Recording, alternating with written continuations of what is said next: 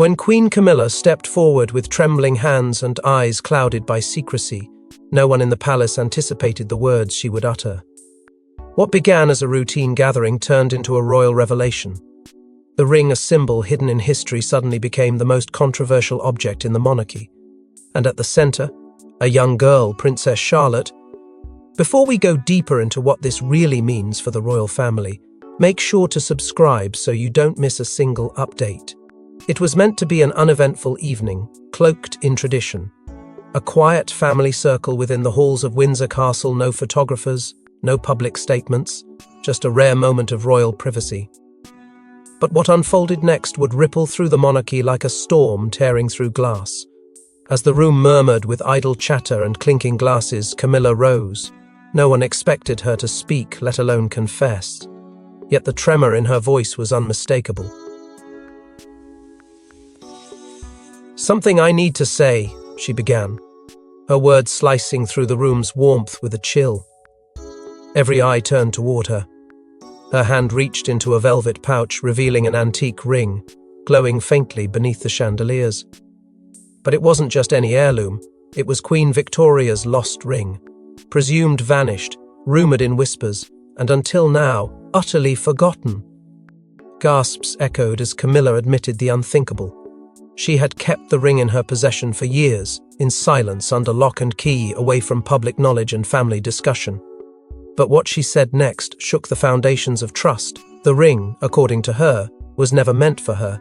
Instead, it had been bequeathed not to a reigning monarch, not to the eldest son, but to a child, Charlotte, the daughter of William and Catherine.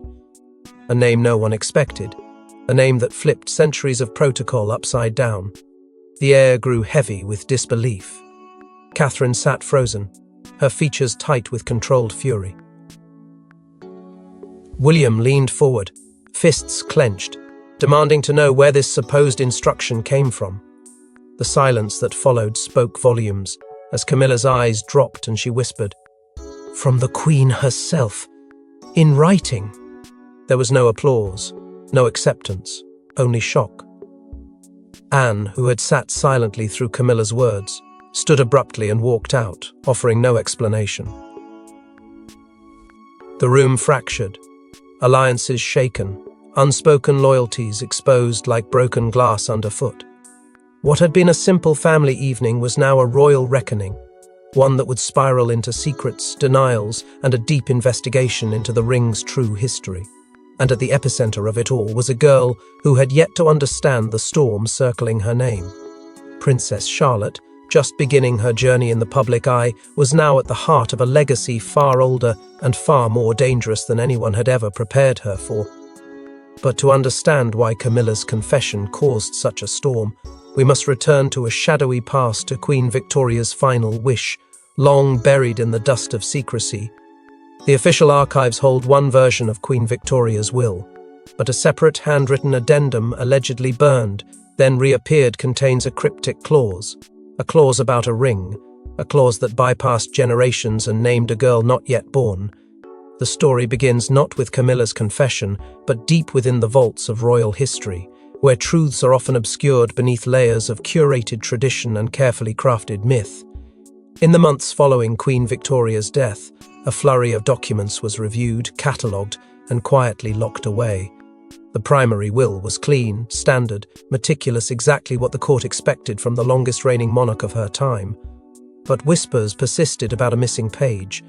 A codicil, they said. A personal note Victoria had written without legal oversight.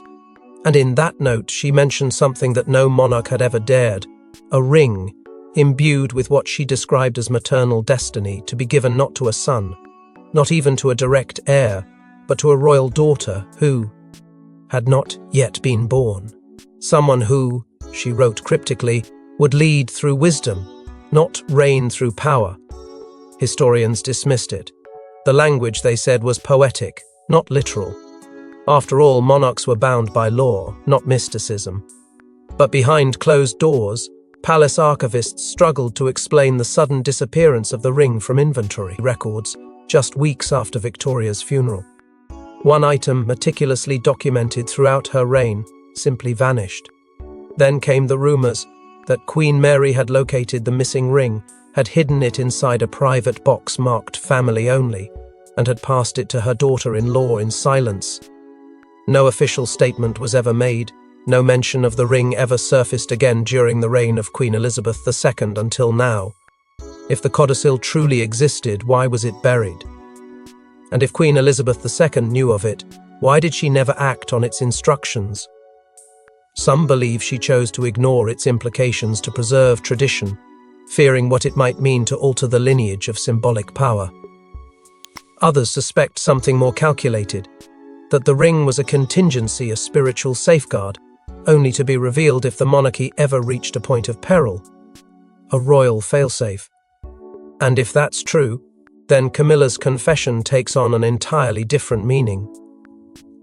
Was she upholding a silent legacy entrusted to her by the late Queen herself?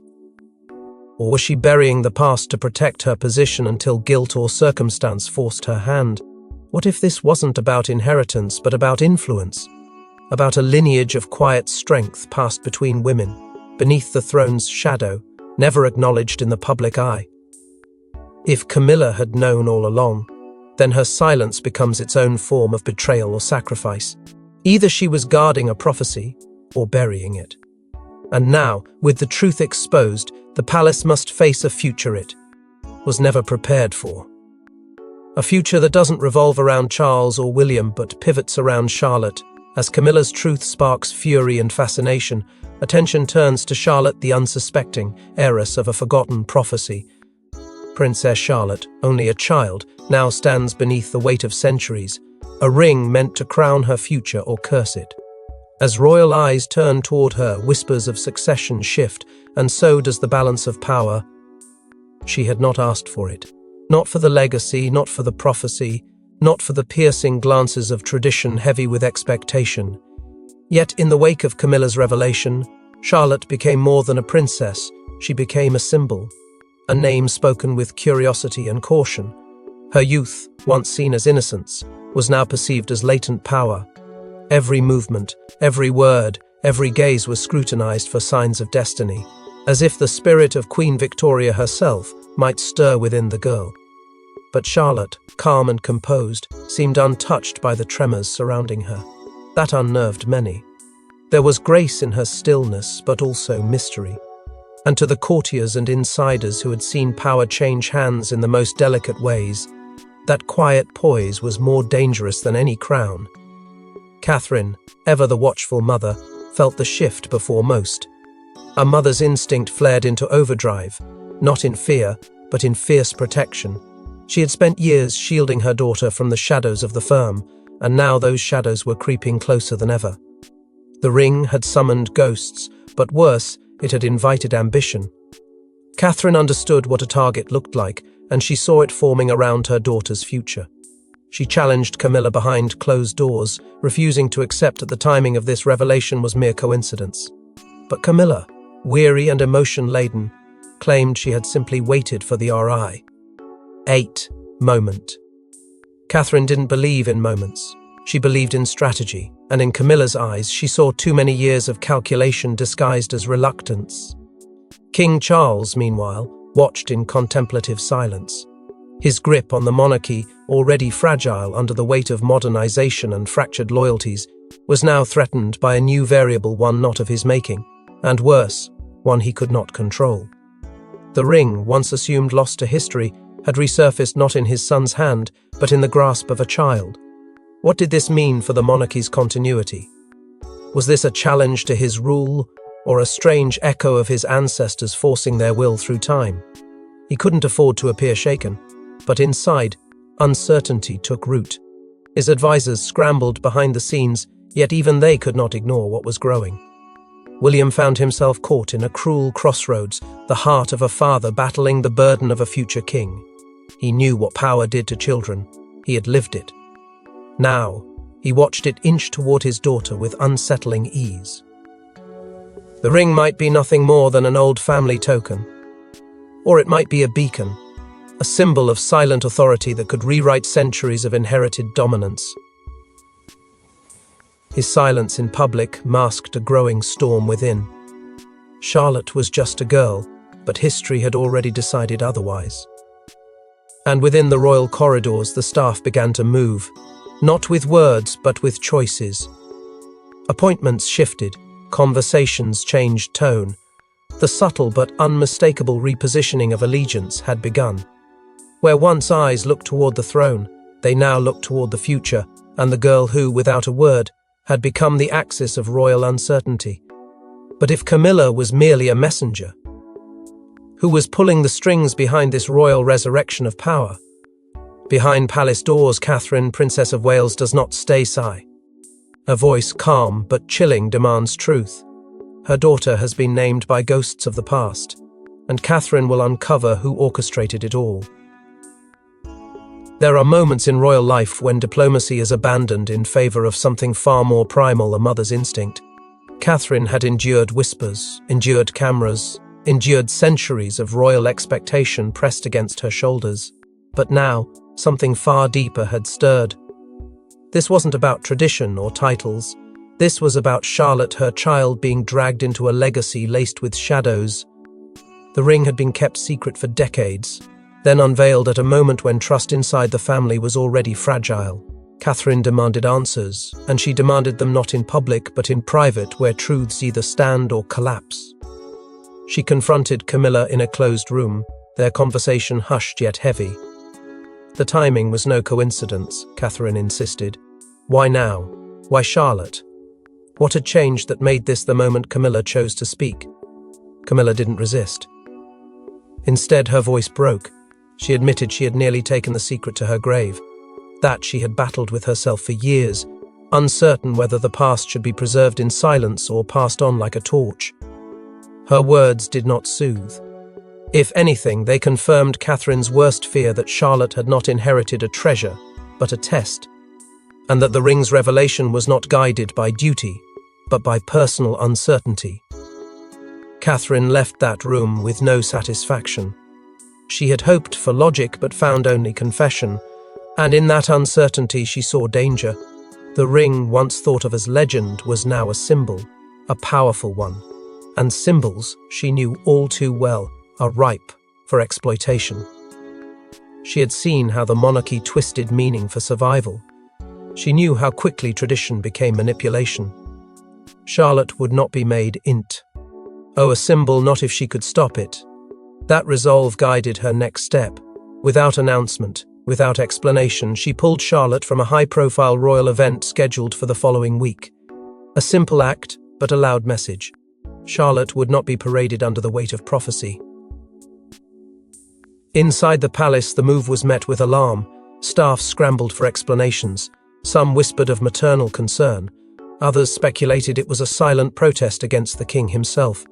And perhaps they weren't wrong, because tension was growing between Catherine and Charles, a strain not born from open conflict, but from opposing instincts. Charles still operated within the framework of the crown, where every story is shaped to protect the throne. Catherine, by contrast, had begun to see past that. She didn't want to preserve history, she wanted to protect her daughter from it. And that difference, subtle but seismic, now hung in the air of every royal corridor. Yet while emotions flare, a royal historian uncovers a chilling parallel between Charlotte and Victoria I the family dared not acknowledge. Is history repeating itself? With diaries, portraits, and preserved letters, one historian draws a startling connection between Queen Victoria and Princess Charlotte, down to handwriting, gestures, and uncanny personal traits. As turmoil stirred within the palace, another force moved quietly outside its walls, not a monarch, nor a courtier, but a royal historian whose obsession with patterns in the monarchy's lineage had led to one extraordinary revelation. Her research, initially dismissed as academic indulgence, had suddenly taken on new urgency in the wake of Camilla's confession. When she traced the arc of Queen Victoria's early life, she didn't just see resemblance, she saw replication. Charlotte's reserved nature, her calm defiance in moments of pressure, her exactitude, posture, all mirrored in the documented accounts of Victoria's girlhood. This was more than coincidence. Handwriting comparisons revealed the same flourished loops, the same precise pressure at the base of each capital letter. Charlotte, unknowingly, was echoing the mannerisms of a queen born over a century before her. But it didn't end there.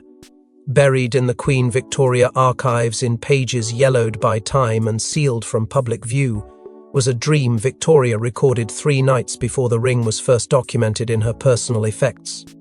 A mirror in the future, she had written, eyes like mine. She speaks with silence but commands with presence. The tone was cryptic, almost surreal. But it wasn't discarded. It was placed in a private envelope marked only with a crest and the initials 5th RI. What lay inside stunned even the seasoned archivist who uncovered it. A sealed message, never before opened, addressed to she who carries my eyes and command. No name, no date, but the implication was chilling. Victoria believed someone was coming, and then the legend of the ring returned to the forefront. Long viewed as little more than romantic folklore, within royal circles, its legacy of ancestral energy was whispered about, but never truly embraced. The belief was that the ring, worn by Victoria in moments of immense personal power, absorbed the spiritual residue of monarchic will, a fantastical idea perhaps, but one that found unsettling traction when placed beside the Charlotte connection. If the ring was more than ornament, if it truly was a vessel, then passing it to Charlotte wasn't symbolic, it was intentional, a spiritual inheritance cloaked in generational secrecy. Yet the revelations birthed more fear than awe. Psychologists within the family circle began to voice concern. What weight did this place on a child not yet ready to carry her own surname, let alone a queen's shadow? What if the resemblance was being used as justification to mold Charlotte into a figure she was never meant to become? The monarchy had always thrived on legacy, but this was different. This was not succession. This was reincarnation, an eerie reanimation of royal will, now placed on shoulders too small to bear it. Charlotte had become more than a girl. She had become an echo, and echoes, once awakened, rarely go quiet again. As the past wraps itself around the future, Prince William makes a move no one expected, and it shakes Camilla to the core. Enough was enough. William, always the steady heir, steps into the storm. His decision is swift, calculated, and unprecedented, and it changes the legacy of the ring and the monarchy forever. The tension had simmered long enough. Rumours swelled through palace walls like thunder waiting to break. The shadows around Charlotte grew heavier by the day. Every whisper, every sideways glance in the corridors, every cautious conversation behind closed doors became part of a storm William could no longer ignore. He had watched the monarchy contort around symbolism. He had seen his daughter become the subject of spiritual obsession, historical resurrection, and political calculation. And he had watched Camilla, part confessor, part conspirator, stir the ashes of an old legend without once considering the fire it might spark. So he did what few heirs have ever done in such silence. He acted. In an unannounced move, William called a rare emergency family council. Charles, Anne, and Edward were summoned without fanfare. No aides, no courtiers, no distractions. This wasn't a meeting for debate. It was a line in the sand. William laid it bare. The ring would not leave its case again. Not now. Not ever, not until Charlotte herself was old enough to decide what role, if any, she wished to play in this PR. Office-laced power play. His voice, firm but unwavering, left no room for romantic notions or whispered hopes. It would be sealed, not destroyed, not dismissed, but placed in a vault beneath Windsor, beyond reach. A relic, yes, but no longer a tool. Catherine stood by him. Her silence said more than words could. There was no pride in the decision, only necessity. Across from them, Camilla faltered. The woman who had once spoken of timing and truth was now confronted with consequence. She had expected curiosity, maybe even reverence. But instead, her actions had catalyzed chaos. William did not soften his stance. In fact, he went further. He accused her directly not of malice, but of disruption, of opening old wounds for reasons she herself may not even fully understand, of letting history speak louder than family. The weight of those words lingered in the room like smoke. Charles, as ever, remained conflicted. He had lived long enough to see symbolism become strategy. He knew the crown thrived on mystery, but now mystery had turned to threat, a threat to his granddaughter, to his legacy, and to the institution he had spent a lifetime protecting. After moments of hesitation, he gave his nod, not of enthusiasm but of agreement. The ring would be sealed, its story silenced at least for now. And so it was. The vault was chosen. The ring was placed beneath Windsor's fortified protection, not forgotten but frozen in time, locked beneath layers of legacy and reinforced glass. A symbol withheld, suspended in an era that had not yet arrived. But the move, while decisive, came too late to stop the ripple it had already caused. Because while William may have sealed the ring, he could not contain what had already been set in motion. The monarchy had been stirred from within, and Camilla's own admission had not faded. In fact, it had just sparked a response no one saw coming, a private letter from a forgotten royal relative. A royal rarely mentioned. A letter never meant to surface. Lady Sarah, cousin to the late Diana, delivers a message that redefines Camilla's role in the ring's journey. And the truth? It's not what anyone expected. The monarchy, for all its spectacle, often hides its most pivotal moments in quiet acts, and this one arrived not with a public address nor a press release, but in an envelope, written and personally delivered to Kensington. Its author? Lady Sarah Spencer. A woman who had remained in the background for years, a cousin to Diana, and someone long believed to have severed ties with royal affairs. But what that envelope contained rewrote everything the family thought they knew. Addressed to Catherine in deliberate, flowing script, the letter was not emotional, not panicked. It was composed, confessional, and razor-sharp in clarity. It opened with a line that sent a chill through Catherine's spine. "This truth has waited long enough." Sarah's words unfolded with unsettling precision. She revealed that she had known about the ring for more than a decade, not from Camilla, not from historians, but from Diana herself. In hushed conversations between cousins, during late-night calls when the pressure of royal life became unbearable, Diana had once spoken of a secret passed down in silence. She had never held the ring, but she had been warned of it. Told that one day a symbol of hidden power, one rooted not in law but in lineage, would resurface for a girl, not a queen. Diana believed it was too dangerous to speak about then, but she feared that ignoring it entirely would place the future in the hands of those unprepared for its burden. And so, she told Sarah, not to act, but to remember. What followed in the letter shattered the prevailing narrative. According to Sarah, it wasn't Camilla who uncovered the ring, it was Queen Elizabeth II. And the Queen, understanding the volatile implications of what Victoria had written all those years ago, decided it was not to be handled through succession, but stewardship. She tasked Camilla, trusted by the Queen in ways the public never fully saw, to protect it, to hold it in confidence until the monarchy could face it. Camilla, it seems, did not stumble upon power. She was entrusted with it, not for herself, but for someone not yet ready to wear it. Sarah's words didn't excuse Camilla's silence, but they reframed it. She confessed she had nearly written sooner, but the pressure to remain quiet had been overwhelming. There were too many forces at play, too many rooms in the palace where silence was a survival strategy. But once the truth had been thrust into the open, she felt she owed Charlotte and Catherine the rest of the story. In her final lines, Sarah apologized, not just for the delay, but for letting history once again choose discretion over clarity. Now, a final scene plays out, and it is Princess Charlotte herself who delivers the last word in a room full of silent royals. She walks in quietly. No crown, no title shift, no ceremony, just a child wise beyond her years entering the room where her future was debated without her. What she does next leaves the monarchy breathless. There was no announcement, no royal signal or summons, just the quiet sound of footsteps, soft but certain.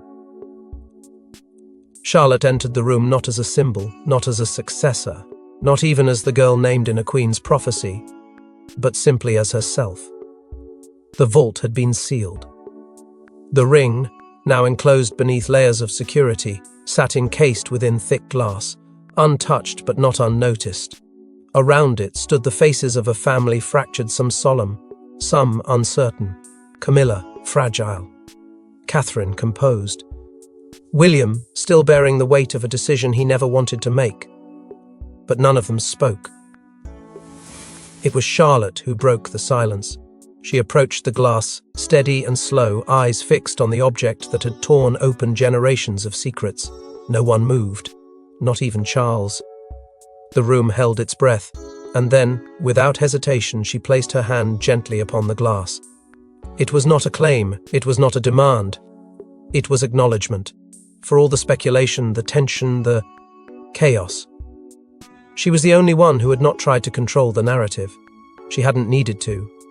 In a voice soft enough to still the air, she said only this: "I'll wear it when I'm ready."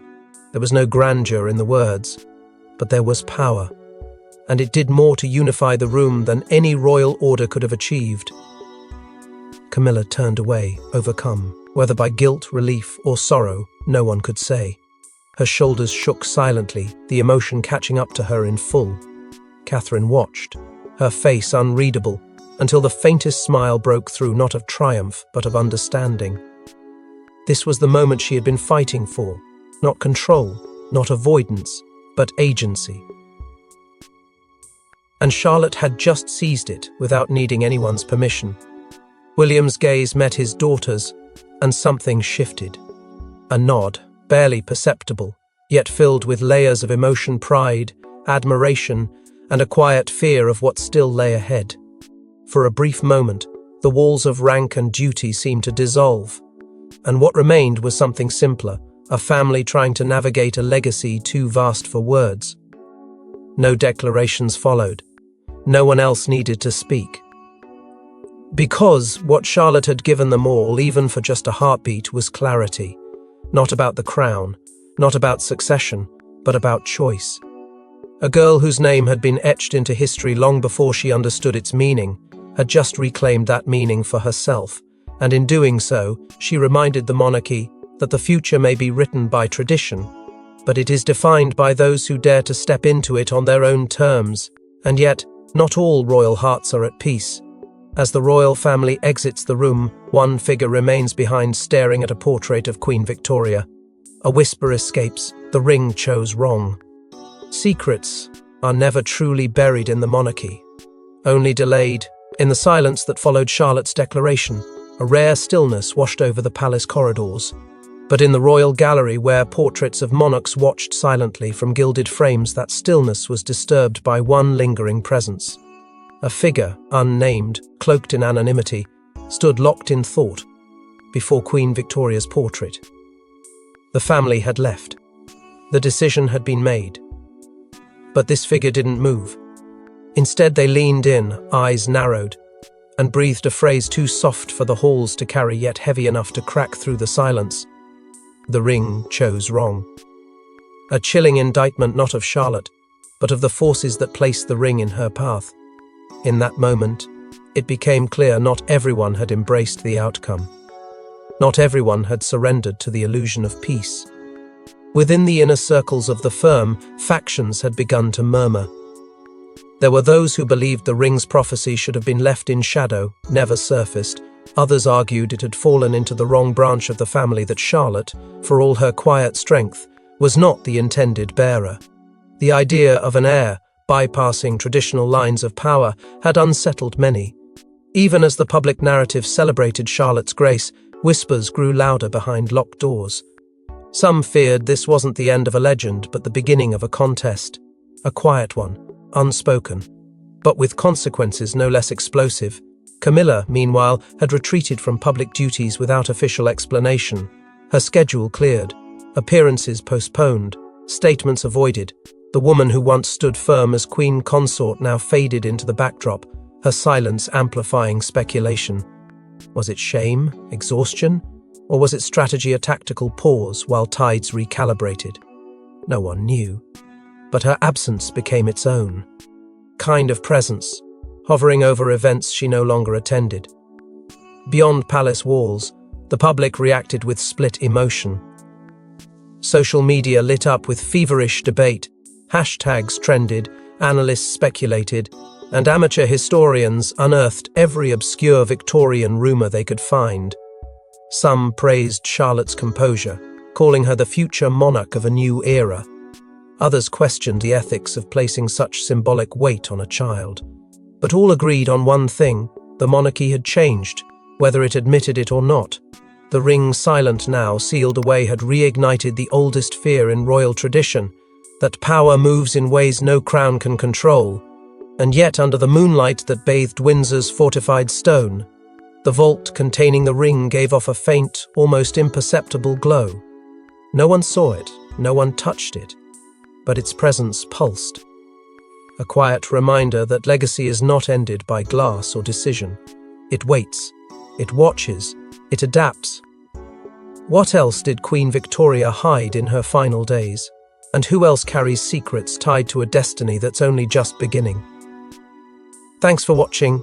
Please don't forget to like and subscribe, and we will see you in next one.